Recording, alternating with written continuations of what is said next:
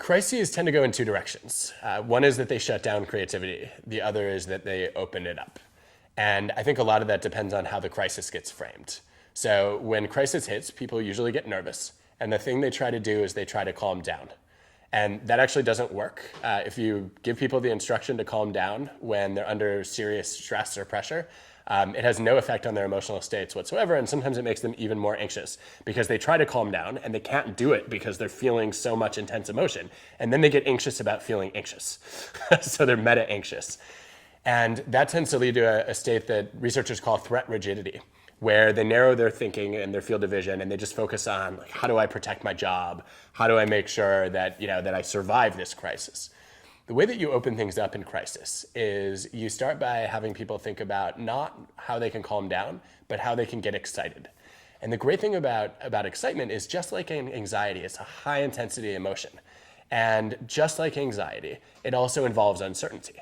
Right? You feel anxious when you're not sure what's going to happen. You also feel excited when you're not sure what's going to happen.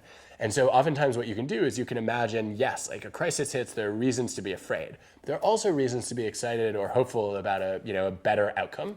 And as you start to generate reasons why this might be an exciting opportunity, people are much more likely to reframe crisis as a chance to think creatively. A lot of people struggle with performing under pressure. And I think I've learned a lot from the research on this about optimists and what are called defensive pessimists. So think about the last time you took a big exam or test.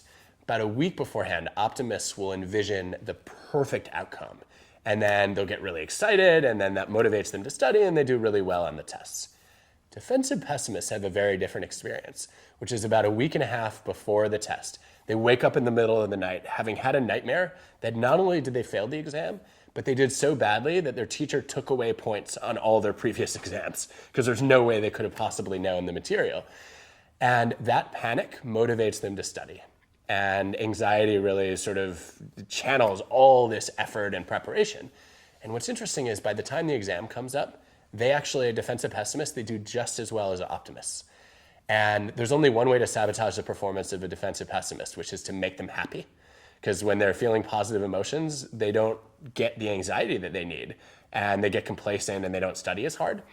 What I've learned from that is anxiety can actually be a helpful motivator as long as you experience it in advance of the pressure situation, right? So if you're going to give a big speech or you have to prepare for a difficult situation, ideally you get nervous ahead of time and you know that will motivate you to prepare. And once you're prepared, your anxiety lowers because you know you've actually planned for a situation like this.